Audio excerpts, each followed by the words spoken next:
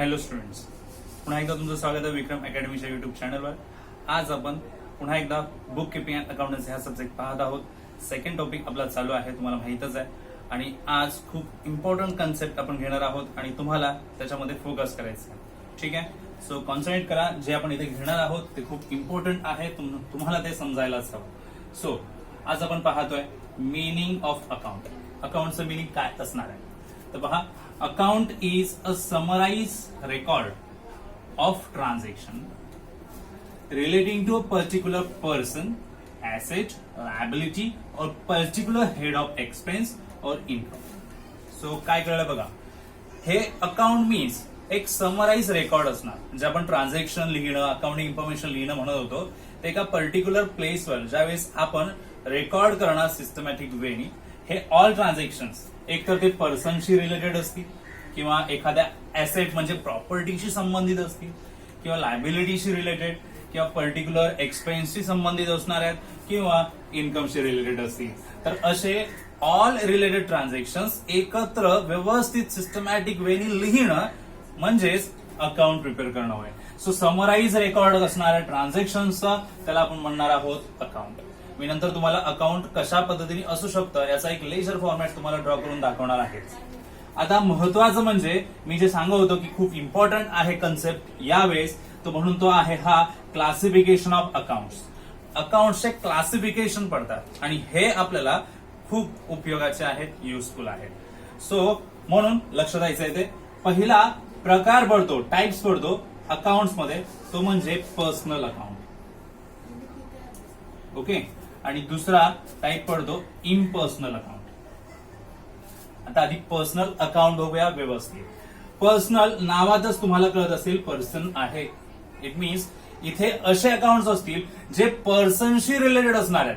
आता पर्सनशी related accounts कोणते असू शकतात चेक करूया. पहिला टाइप बनतो याच्यामध्ये पर्सनल अकाउंट मध्ये natural personal account. Natural personal account म्हणजे जो नॅचरली पर्सन आहे, ह्युमन बिईंग आहे, अशा पर्सनचं अकाउंट, अशा पर्सनच्या नावाचं अकाउंट नॅचरल पर्सन असणार आहे. जसं की मी इथे म्हटलं example, Sagar account, mister Sharma account. Short मध्ये लिहिण्यासाठी A/C अकाउंट असं लिहितात, त्यामुळे मी इथे लिहिलंय सागर अकाउंट, मिस्टर शर्मा अकाउंट. कोणत्याही व्यक्तीच्या नावाचं अकाउंट, पर्सनच्या नेमचं अकाउंट काय असणार आहे, natural person account. Okay, so personal अकाउंटचा पहिला टाइप पडतो natural person account. So personal account आपण सांगितलं कोणत्याही पर्सनशी रिलेटेड जे अकाउंट असतील ते पर्सनल अकाउंट असतील आणि ते इथे येणार आहे. ठीक आहे, सो नॅचरल पर्सनल अकाउंट. नंतर नेक्स्ट येतो आर्टिफिशियल पर्सनल अकाउंट. आता आर्टिफिशियल काय, नॅचरल तर आपल्याला कळलं की तो नॅचरली ह्युमन बिईंग असणार आहे, एक पर्सन असेल, सो इथे येणार आहे अकाउंट त्याच्या नावाचा.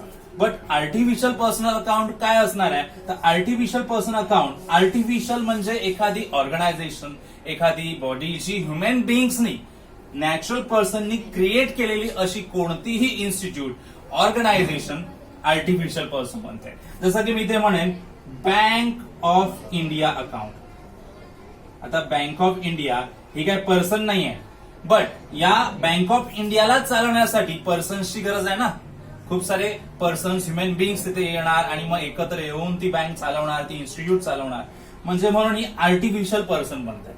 ओके, सो ही आर्टिफिशियल पर्सन का, कारण ही लॉ प्रमाणे, कायद्याप्रमाणे ही ऑर्गनायझेशन तयार झालेली आहे. आणि लॉ प्रमाणे जी कोणतीही ऑर्गनायझेशन तयार होते ना त्याला आर्टिफिशियल पर्सन म्हणतात. असे खूप सारे एक्झाम्पल्स घेता येतील. जसं आपण म्हणू शकतो life insurance corporation. Okay, Mumbai municipality corporation. Okay, असे खूप सारे एक्झाम्पल्स घेता येतील जे आर्टिफिशियल असणार आहेत. एक सर्टन बॉडी असणार आहे, ऑर्गनायझेशन असेल जी ह्युमन बिईंग्सनी क्रिएट केली आहे. सो ज्याला खरोखरच नॅचरल अस्तित्व आहे, जगण्याचं अस्तित्व आहे, असा पर्सन नॅचरल पर्सन, त्याच्या नावाचे account natural person account. Artificial persons जो स्वतःहून काही काम करू शकत नाही, त्याला काम करण्यासाठी नॅचरल पर्सनची गरज असते. बँक ऑफ इंडियामध्ये जर ह्युमन बिईंग काम करायला नसतील तर बँक ऑफ इंडिया आपोआप चालू शकेल का, नो. सो अशी कोणतीही ऑर्गनायझेशन म्हणा जी आपोआप चालू शकत नाही, त्याला चालवण्यासाठी गरज असते ह्युमन बिंगची, असे सगळे आर्टिफिशियल पर्सन्स म्हणजेच ऑर्गनायझेशन, इन्स्टिट्यूट, कॉर्पोरेशन्स असू शकतात. देन रिप्रेझेंटेटिव्ह पर्सनल अकाउंट, असे अकाउंट जे पर्सनला रिप्रेझेंट करत असतात. मी ते दाखवतो बघा. आउटस्टँडिंग वेजेस, मी इथे O/S लिहिलेलं आहे. आउटस्टँडिंग वेजेस त्याला म्हणतात, किंवा unpaid wages. Okay. Prepaid salary. Okay. म्हणजे काय, याचा अर्थ काय की काही एक्सपेन्सेस किंवा इन्कम बाकी असतील किंवा आधीच दिलेले असतील. बाकी असतील तर त्याला आउटस्टँडिंग किंवा अनपेड म्हणतात, आणि जर दिलेले असतील आधीच वेळेच्या त्याला प्रीपेड म्हणतात. सो जिथे जिथे तुम्हाला आउटस्टँडिंग, अनपेड, प्रीपेड असे वर्ड्स दिसतील, हे अकाउंट दर्शवतात की त्या पर्सनकडे एकतर अमाऊंट बाकी आहे किंवा त्या पर्सनला आपण अमाऊंट आधीच देऊन मोकळे झालेलो आहोत. मग या पर्सनशी रिलेटेड असतात. म्हणजे समजा एखाद्या वर्करचा वेज द्यायचा बाकी आहे, पगार द्यायचा बाकी असेल तर आपण काय म्हणणार, आउटस्टँडिंग वेजेस. का? कारण तो पर्सनला द्यायचा आहे. एखाद्या पर्सनला आपण पुढच्या महिन्याची सॅलरी आत्ताच देऊन मोकळे झालो, ऍडव्हान्स मध्ये, ऍडव्हान्स सॅलरी. मग आपण त्या व्यक्तीचं नाव लिहिणार, त्याला ऍडव्हान्स सॅलरी दिली आहे म्हणून. मग पर्सनशी रिलेटेड याला काय म्हणणार आपण, प्रीपेड सॅलरी. काय म्हणायचं याला, प्रीपेड सॅलरी. सो आपण पाहतोय पर्सनल अकाउंट. ठीक आहे. So natural personal account, artificial personal account and representative personal account असे 3 कॅटेगरी पडतात. एक्झाम्पल सहित आपण पाहिलेले आहे पर्सनल अकाउंटचे 3 types. Natural personal account, artificial personal account आणि तिसरा कोणता येतो, रिप्रेझेंटेटिव्ह पर्सनल अकाउंट. ठीक आहे. आता आपण पुढे पाहणार आहोत पुढचे टाइप्स. ठीक आहे. सो स्टुडंट्स, आपण पर्सनल अकाउंटची इन्फॉर्मेशन घेतली. आता नाव आपल्याला पाहायचं आहे इम्पर्सनल अकाउंट्स. आता इम्पर्सनल अकाउंट्स काय आहेत, असे अकाउंट्स जे पर्सनशी रिलेटेड नसणार आहेत. पर्सनशी रिलेटेड असणारे अकाउंट आपण पाहिलं पर्सनल अकाउंट. अदर उरलेले सगळे अकाउंट इम्पर्सनल अकाउंट असतात. असे कोणते अकाउंट्स आहेत, तर त्याच्यामध्ये 2 कॅटेगरी होतात. पहिला रिअल अकाउंट आणि दुसरा नॉमिनल अकाउंट. रिअल अकाउंट कशाला म्हणायचं किंवा त्याच्यामध्ये काय इन्व्हॉल्व असतं, तर सगळ्या ऍसेट्स आणि प्रॉपर्टी रिलेटेड सगळे अकाउंट रिअल अकाउंट असतात. सगळे प्रॉपर्टीज आणि असेट रिलेटेड अकाउंट जे असतात ते रिअल अकाउंट असतात. नॉमिनल अकाउंट मध्ये काय असतं, तर सगळे एक्सपेन्स, इन्कम, गेन्स सगळे अकाउंट जे असतात ते इथे इन्व्हॉल्व होतात नॉमिनल मध्ये. सो पहा, आता रिअल अकाउंटचे पडतात 2 टाइप्स. असेट्स अकाउंट किंवा प्रॉपर्टीचे अकाउंट असतात रिअल अकाउंट. त्याचे टाइप्स पडतात 2. ते म्हणजे tangible real asset and intangible real asset. So tangible and intangible याचा अर्थ लक्षात घ्या. टँजिबल जे आपण पाहू शकतो, टच करू शकतो किंवा फील करू शकतो, अशा सगळ्या ऍसेटला टँजिबल म्हणतात. ओके. जसं की फर्निचर पाहू शकतो, फर्निचरला टच करू शकतो, फील करता येईल फर्निचर आहे. इट मीन्स ते टँजिबल झालं, पाहू शकतो असं टँजिबल. आणि जे आपण पाहू शकत नाही दॅट्स कॉल्ड इनटँजिबल. म्हणजे त्याच्यात कोणते असेट्स येतील त्या मी पुढे सांगणारच आहे. आता टँजिबलचे एक्झाम्पल्स घेऊया. जसं की म्हटलं फर्निचर अकाउंट. ओके. देन आणखीन काय म्हणू शकतो, land and building account,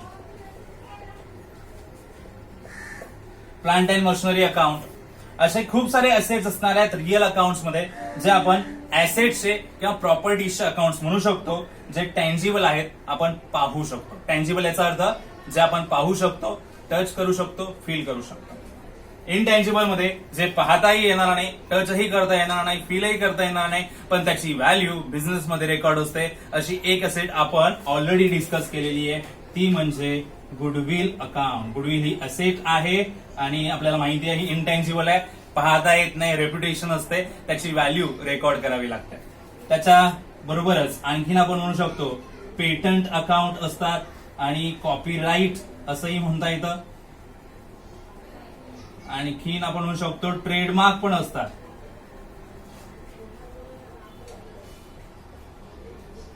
trademark account. Okay. So हे काय झाले रिअल अकाउंट. रिअल अकाउंट कोणते, tangible real account and intangible real account. आता नेक्स्ट आपण बघायचे नॉमिनल अकाउंट. नॉमिनल अकाउंट मध्ये एक्सपेन्सेस, लॉसेस, इन्कम और गेन्स असे अकाउंट्स इन्व्हॉल्व असतात, त्याला नॉमिनल अकाउंट असं म्हणतात. जर एक्सपेन्स म्हणायचं झालं तर आपण म्हणूया salary account, wedges account,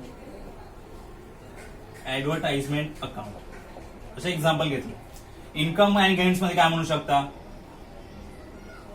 interest received account. आता मी रिसिव्ड हा शब्द पूर्ण नाही लिहू शकत, इथे जागा कमी आहे, बट तुम्ही समजून घ्या. Interest received account, commission received account आणि सो मेनी इन्कम असू शकतात जे आपण रिसिव्ड करतोय, जसं की डिव्हिडंड रिसिव्ड असू शकतो. आणखीन रिलेटेड काही असू शकतात इन्कम, आपल्याला पुढे कळतीलच काय काय नावं आहेत ती. आपण जस्ट थोडक्यात कमीत कमी एक्झाम्पल आता इथे घेतोय आणि आपण समजून घेतोय की प्रत्येक अकाउंटचा टाईप काय आहे. तर आपल्या समोर क्लासिफिकेशन अकाउंट्स आहे. त्याच्यामध्ये पहिला कॅटेगरी पडते पर्सनल अकाउंट आणि इम्पर्सनल अकाउंट. पर्सनल अकाउंट मध्ये 3 natural person account, artificial personal account आणि रिप्रेझेंटेटिव्ह पर्सनल अकाउंट. 3 कॅटेगरी झाल्या पर्सनलच्या. अँड इम्पर्सनल मध्ये टाइप्स पडतात 2 रिअल आणि नॉमिनल. रिअल अकाउंट मध्ये टाइप पडतात tangible real account, intangible real account. Tangible and intangible. Nominal मध्ये account मध्ये टाइप्स पडतात expense and losses and income and gains. So example सहित आपण इथे एक चार्ट बनवलेला आहे जो रिप्रेझेंट करतोय क्लासिफिकेशन अकाउंट्स. आणि हा खूप इम्पॉर्टंट आहे. याच्यातून अकाउंटचे टाइप्स आपल्याला समजतात आणि जे पुढे खूप उपयोगाचे आहे. ओके, सो पर्सनल अकाउंट आणि इकडे रिअल अँड नॉमिनल 3 अकाउंट्स महत्वाचे जे आपल्याला कायमस्वरूपी लक्षात ठेवायचे आहेत.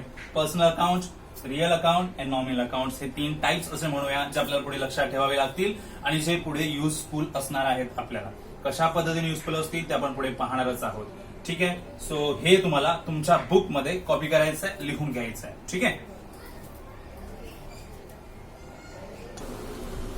तर स्टुडंट्स, तुमच्या समोर हा मी इथे ड्रॉ केलेला आहे फॉर्मॅट. कशाचा? अकाउंटचा. नीट बघा, इथे कोणतंही अकाउंटचं नेम असेल तर लिहिता येईल. जसं मी म्हटलं सागर अकाउंट, असेट्स असेल तर मशिनरी अकाउंट, एक्सपेन्स असेल तर सॅलरी अकाउंट, कोणतं अकाउंट असेल त्याचं नाव देतात. आणि हे झाली अकाउंटची प्रिपरेशन. नीट बघा, हा पहिला कॉलम डेट, हा जरा मोठा आहे, डिटेलमध्ये माहिती लिहावी लागते म्हणून याला पर्टिक्युलर कॉलम. हा एकदम छोटा आहे, JF म्हणजे जर्नल फोलिओ. हा अमाऊंट, रुपीचं साईन दिसतंय बघा, अमाऊंट इथे लिहिली जाते, व्हॅल्यू. डेट इथे लिहिली जाणार, particular journal folio amount rupees मध्ये. तर 1 2 3 4 कॉलम्स आहेत आणि हे 4 कॉलम रिपीट दिले. तसं का दिलंय तर बघा, हे 4 कॉलम जे आहेत इथपर्यंत ही असते डेबिट साईड आणि ही असते क्रेडिट साईड. सो अकाउंटची लेफ्ट हँड साईड असते डेबिट म्हणून DR लिहिलं बघा वरती, DR डेबिट. आणि राईट हँड साईड असते क्रेडिट, CR. सो अकाउंटची left hand side debit and right hand side credit असते. आणि म्हणून अमाऊंट कॉलम जे आहे तिथे particular date, particular journal folio amount column, date, particular journal folio amount column हे रिपीट आलेले आहे. कारण ही एक बाजू असते आणि ही दुसरी बाजू असते. सो अकाउंटला असतात 2 बाजू, एक असते डेबिट आणि एक असते क्रेडिट. तेच इथे मी लिहून ठेवलंय. Left hand side of an account is called debit side and right hand side of an account is called credit side. So account ला असतात 2 बाजू. कोणत्या कोणत्या? डेबिट आणि क्रेडिट. डेबिट बाजू म्हणजे डावीकडची आणि क्रेडिट बाजू म्हणजे उजवीकडची. ओके, सो हे लक्षात ठेवायचं तुम्हाला. हा फॉर्मॅट तुम्ही छोटासा ड्रॉ करा तुमच्या बुक मध्ये आणि हे सुद्धा लिहून घ्या. आता आपण पुढच्या कन्सेप्टकडे वळणार आहोत. ठीक आहे, yes. Okay students, and important part, most important part जो आपल्याला प्रत्येक ठिकाणी उपयोगी पडणार आहे, काय आहे? लक्ष द्या. Golden rules of debit and credit. काय म्हटलेलं आहे? Golden rules. गोल्डन रूल का म्हटलंय याचा अर्थ अगदी लक्षात घ्या.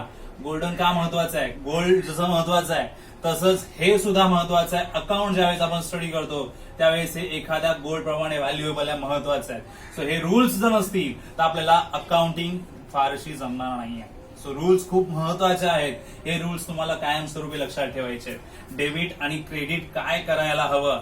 अकाउंट्स मध्ये 2 बाजू येतात, डेबिट आणि क्रेडिट आपण पाहिलं तर नक्की काय डेबिट करायचं असतं आणि काय क्रेडिट करायचं असतं हे आपल्याला अकाउंटच्या टाइप्स वरून समजतं. आणि त्यांचा हा जो रूल आहे that's called golden rule of debit and credit. तर आपण अकाउंटचे टाइप्स पाहिले, हो ना? येस. पर्सनल अकाउंट पाहिलं, रिअल अकाउंट पाहिलं, नॉमिनल अकाउंट पाहिलं. तर पुन्हा एकदा पर्सनल अकाउंट मध्ये काय होते? पर्सनचे अकाउंट होते, नॅचरल पर्सनचे, आर्टिफिशियल पर्सनचे, रिप्रेझेंटेटिव्ह पर्सनल अकाउंट होते. तर पर्सन म्हटलं की 2 पर्सन्स तिथे आहेत असं समजा. 2 पर्सन्स मध्ये होणारं ट्रान्झॅक्शन, तर एक देणारा असतो तर एक घेणारा असतो. जर आपण देतोय तर दुसरा घेत असणार. सो एक देणार आहे तर दुसरा घेणार आहे. ओके, सो दोन म्हणजेच एक रिसिव्हर आणि एक गिव्हर. ओके, सो एक रिसिव्ह करणारा असेल तर एक गिव्हर असणार आहे आणि त्याच बेसिसवर debit the receiver credit the giver. जो कोणी रिसिव्ह करणारा असेल तो रिसिव्हर, त्याला डेबिट करायचा आणि जो कोणी गिव्हर आहे त्याला म्हणायचं क्रेडिट. म्हणून पर्सनल अकाउंटचा पहिला गोल्डन रूल बनतो debit the receiver credit the giver. Debit the receiver credit the giver पहिला रूल बनतो पर्सनल अकाउंटचा. लक्षात ठेवायचा हा रूल खूप उपयोगी आहे, पुढे येणाऱ्या अकाउंट्स मध्ये आपल्याला उपयोगी पडणार आहे. नाव रिअल अकाउंट. आणि रिअल अकाउंटचं काय आहे बघूया. रिअल अकाउंट मध्ये आपण पाहिलं प्रॉपर्टीज असणार आहेत, ऍसेट्स असणार आहेत. आता प्रॉपर्टी मध्ये म्हणूया फर्निचर. फर्निचर तुम्ही विकत घेतलं तर तुमच्याकडे येईल, तुम्ही विकलं तर ते दुसरीकडे जाईल. जर तुमच्याकडे येत आहे असेट तर कम्स इन म्हणूया, तुमच्याकडून ती असेट जातीये तर गोज आउट म्हणूया. म्हणजे ऍसेट अँड प्रॉपर्टी एक तर बिझनेस मध्ये येईल किंवा बिझनेस मधून जाईल.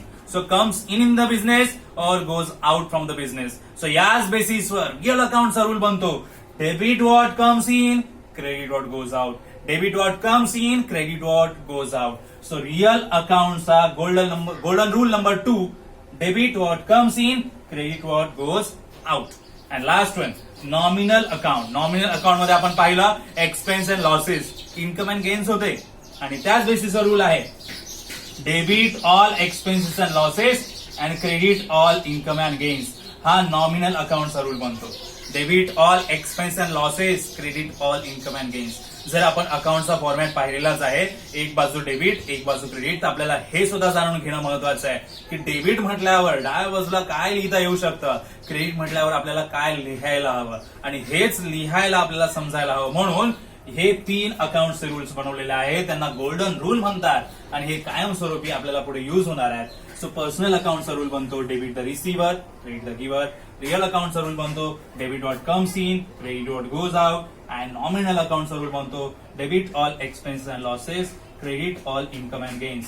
सो आपण कॉमर्स स्टुडंट्स आहोत आणि हे गोल्डन रूल आपण कायमस्वरूपी लक्षात ठेवणार आहोत, विसरणार नाही आहोत.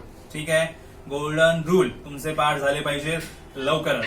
ठीक आहे, कारण पुढे आपण येणाऱ्या टॉपिक्स मध्ये या गोल्डन रूलचा पुरेपूर युज करणार आहोत आणि तुम्हाला हे गोल्डन रूल माहीतच असले पाहिजेत, पाठ असले पाहिजेत. आपण ते कायमस्वरूपी लक्षात ठेवणार आहोत. ठीक आहे, तर आजच्या व्हिडिओमध्ये खूप इम्पॉर्टंट पार्ट आपण पाहिलेला आहे, तुम्हाला नक्कीच समजला असेल आणि नक्कीच तो तुम्ही तुमच्या बुकमध्ये लिहा आणि सारखं रिवाइज करत राहा. ठीक आहे, तुम्हाला जर व्हिडिओ आवडला असेल तर तुम्ही नक्कीच लाईक करा, शेअर करा, चॅनल सबस्क्राईब केला नसेल तर सबस्क्राईब करा. आपण भेटूया पुढच्या व्हिडिओमध्ये पुढचे कन्सेप्ट घेऊन जे खूप इम्पॉर्टंट असतील. तर भेटूया पुढच्या व्हिडिओमध्ये, तोपर्यंत good bye, take care, bye bye.